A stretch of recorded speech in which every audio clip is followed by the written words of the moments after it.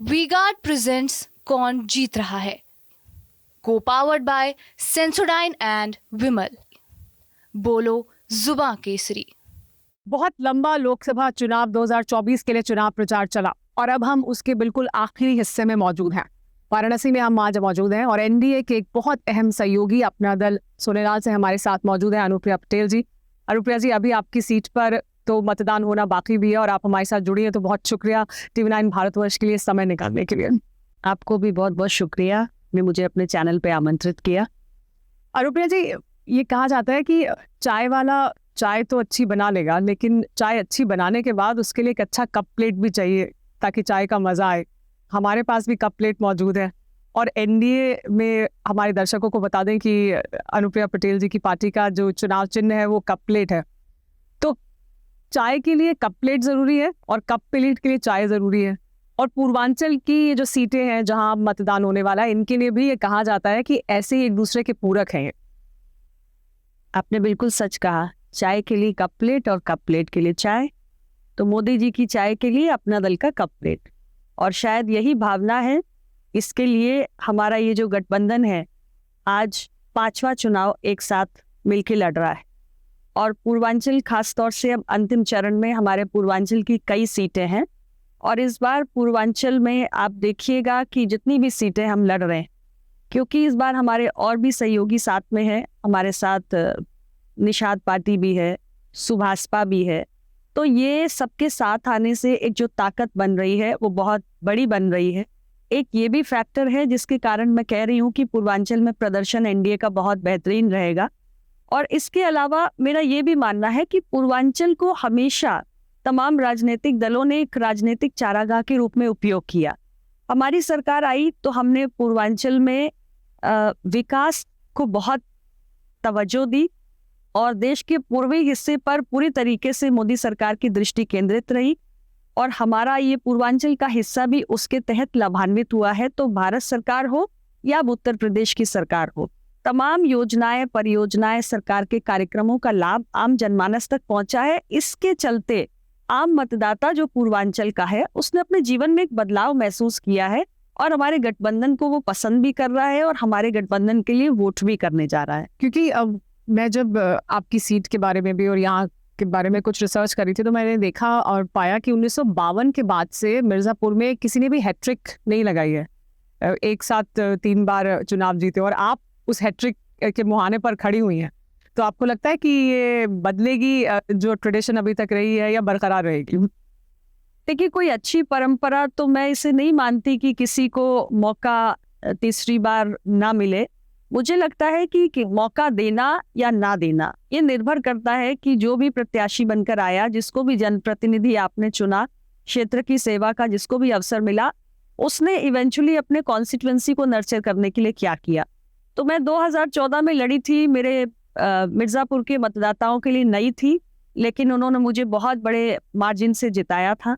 2019 में लड़ी, मैंने कुछ काम किया, लोगों को पसंद आया और भी बड़े जीत के अंतर से मुझे संसद भेजा। और अब तो मेरा 10 साल का कार्यकाल पूरा हुआ है और इस 10 साल में मिर्जापुर विकास की दृष्टि से बहुत आगे बढ़ा है। मिर्जापुर में आपने भी बताया भी, और 10 साल क्योंकि आप यहाँ से प्रतिनिधि रह चुकी हैं, तो ऐसे कौन से काम हैं जो आपको लगता है कि हाईलाइट हैं इन 10 सालों के, जिनके आधार पर लोग एक बार फिर आपको चुनेंगे? तो वो कौन से 10 सालों के दौरान आपने अहम काम किए मिर्जापुर के लोगों के लिए? 10 साल पहले जब मिर्जापुर में मैं आई 2014 में पहली बार चुनाव लड़ने, मिर्जापुर की गिनती एक अत्यंत पिछड़े जिले में होती थी और शिक्षा का क्षेत्र हो, स्वास्थ्य हो, कनेक्टिविटी हो, कहीं कुछ भी नजर नहीं आता था। मैंने यहाँ लोगों के बीच में समय बिताया, उनकी अभिलाषाओं को समझा, उनकी क्षेत्र की क्या अपेक्षाएं हैं उसको समझा और इन 10 वर्षों में मैंने काफ़ी प्रयास किया। और यहाँ पे इन वर्षों में मैं कहूँ कि मेडिकल कॉलेज जो कभी नहीं था वो आया।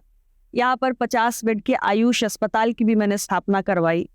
फिर यहाँ पर ज़िला अस्पताल के अंदर एक हमारी सरकार योजना लेके आई कि जो डिस्ट्रिक्ट हॉस्पिटल्स है उसमें हम PPP मोड पर डायलिसिस सेंटर्स खोलेंगे। वो डायलिसिस सेंटर भी यहाँ पर खुला। शिक्षा की दृष्टि से केंद्रीय विद्यालय यहाँ नहीं था, मैंने स्थापित किया। आप पर लेकिन फिर मिर्जापुर में ये आरोप भी लगता है, विपक्ष भी आरोप लगाता है और मिर्जापुर में भी ऐसी बार बार बात सुनने को मिलती है कि आप उतना मिर्जापुर आती नहीं। क्या इसमें कोई दम है इस आरोप में कि मिर्जापुर में नहीं दिखती हैं बहुत अनुप्रिया जी? ये पूरी तरीके से निराधार है। मेरे विपक्षियों को असल में कुछ मिल ही नहीं रहा है। आखिर वो मेरे खिलाफ प्रचार करने जाएं तो वो अपने लिए क्या कहकर वोट मांगे, उन्हें कुछ तो कहना पड़ेगा। मिर्जापुर में जो आम जनमानस है, हर समाज, हर वर्ग, गांव, शहर, हर जगह में हूँ, सुख में दुख में, हर सामाजिक कार्यक्रम में, हर सरकारी कार्यक्रम में मैं अपने जिले में निरंतर उपलब्ध रही हूँ। 2019 की तुलना में, या हम 2014 की भी अगर बात कर लें, 2014 फिर 2019, अब हम 2024 के चुनाव के मुहाने पर है, क्या चुनौती आपको लगती है, क्या बदला है 2019 के बाद इस बार के जो चुनाव में है, वो चुनौतियां क्या है या ज्यादा चुनौतीपूर्ण है क्या ये 2024 का चुनाव? नहीं, मुझे तो ऐसा लगता है कि हमारी स्थिति और 10 वर्षों के बाद बेहतर हुई है, क्योंकि 10 सालों का ये जो लंबा कालखंड हमें मिला, इसमें हमारी सरकार ने जिस स्केल और स्पीड पर काम किया पूरे देश भर में, मैं केवल उत्तर प्रदेश की बात नहीं करती, पूरे देश भर में आप देखिए कि अगर आप 2014 के पहले का समय देखें, 2014 के बाद देखें, तो चाहे आप इंफ्रास्ट्रक्चर की दृष्टि से देखें, आप अर्थव्यवस्था की दृष्टि से देखें, राष्ट्र की सुरक्षा की दृष्टि से देखें, भारत की बढ़ती हुई अंतर्राष्ट्रीय छवि की दृष्टि से देखें, हर मायने में इन 10 सालों में हमारा जो देश है वो मोदी जी के नेतृत्व वाली सरकार के इन 10 वर्षों में आगे बढ़ा है। क्या एनडीए प्रधानमंत्री नरेंद्र मोदी पर, उनके चेहरे पर बहुत ज्यादा डिपेंडेंट है? एनडीए भी एज अ होल उनके ऊपर बहुत डिपेंडेंट है और क्या वही सबसे बड़ा फैक्टर है? देखिए, एनडीए गठबंधन का निर्विवाद रूप से चेहरा प्रधानमंत्री नरेंद्र मोदी जी ही हैं और हमारी सरकार का नेतृत्व उन्होंने किया है, हम सभी ने उनके मार्गदर्शन में काम किया है। लेकिन एनडीए के जितने साथी हैं, सबकी अपनी अपनी जमीन पर ताकत है और मुझे लगता है कि भारतीय जनता पार्टी और उनके तमाम सहयोगी दल, जिसमें मेरी पार्टी अपना दल भी है, हमारे अब जो नए पार्टनर्स आए हैं वो भी हैं, हम सारे लोग जो एक साथ आए हैं, तो हमारी ताकत एक साथ मिलकर बहुत बड़ी हुई है। मिर्जापुर के बारे में ये भी कहा जा रहा है कि आपके जो प्रतिद्वंदी हैं समाजवादी पार्टी से, रमेश बिंद, वो पहले बीजेपी का हिस्सा थे तो एक तरह से सहयोगी थे, अब आपके सामने खड़े हुए हैं, प्रतिद्वंदी हैं। बहुजन समाज पार्टी ने ब्राह्मण समाज से उम्मीदवार दिए हैं, तो एक चक्रव्यूह तैयार कर लिया है आपके लिए। क्या वो चक्रव्यूह जैसा एहसास है कि एक चक्रव्यूह में फंसा दिया है इस पूरे चुनाव को मिर्जापुर पे? कोई चक्रव्यूह नहीं है, कोई चुनौती नहीं है।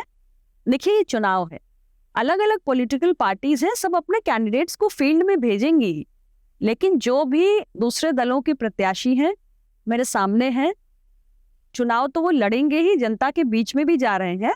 लेकिन मैं सिर्फ इतना ही कहना चाहती हूँ कि मेरा अब मिर्जापुर से 10 साल पुराना रिश्ता हो गया है। लेकिन जब हम इस चुनाव की बात कर रहे हैं तो विपक्ष ने एक मुद्दा उठाया आरक्षण का और कहा कि अगर 400 पार हो जाएगा तो आरक्षण को खत्म कर देंगे, और ये एक संदेश उन्होंने लोगों तक पहुंचाने की कोशिश की है। क्या आप चुनावी मैदान में इस वक्त हैं, चुनाव प्रचार कर रही हैं, लोगों के बीच जा रही हैं, आपको लगता है कि उसका असर इस चुनाव पर देखने को मिल रहा है? क्या उसका एक मैसेज है जो नीचे तक गया है?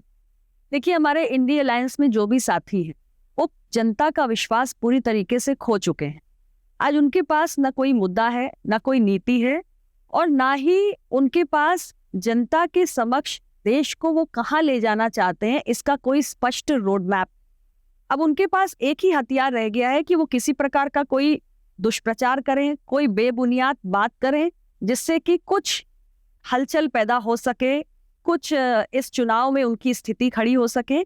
लेकिन इन सभी बातों की कोई मायने नहीं। जब ये कहा जाता है कि देखिए मुसलमानों को आरक्षण दे दिया, मुसलमानों को आरक्षण नहीं मिलना चाहिए, या ये उनकी तुष्टीकरण के लिए दिया, तो संदेश ऐसा जाता है या जो मैसेज है वो ऐसा जाता है कि पसमानदा मुसलमानों को भी आरक्षण अब नहीं मिलेगा, सबका आरक्षण खत्म कर दिया जाएगा, यानी अगर आप मुसलमान हैं तो आपको किसी प्रकार का आरक्षण नहीं मिलेगा। क्या ये मैसेज भी है?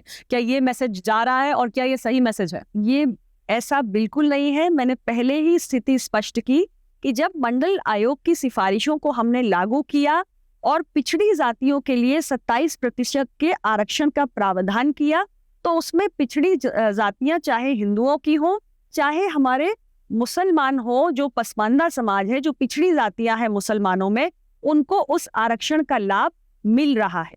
विपक्ष का जो तर्क है वो SC ST OBC का आरक्षण हटाकर जो अगड़े मुसलमान हैं उनकी तरफ ले जाने का है, जिस पर हमें आपत्ति है क्योंकि हमारा संविधान इसकी इजाजत नहीं देता है। अच्छा, एक सवाल बार बार पूछा जाता है कि एनडीए के भीतर आपकी पार्टी उसका एक लंबे समय से हिस्सा रही है, क्या उतना प्रतिनिधित्व मिल पाता है, या एक बड़ा परिवार है तो उसमें उस तरह का अकोमोडेशन हो पाता है? आपको लगता है कि और सीटें होनी चाहिए थी? अब तो खैर बहुत आगे बढ़ गई बात, मगर फिर भी क्या देखिए उस आधार पर प्रतिनिधित्व संख्या का आपने खुद ही कह दिया, आप कोई मसला नहीं है, हम तो चुनाव अंतिम चरण का लड़ रहे हैं, अब तो वोटिंग होने जा रही है।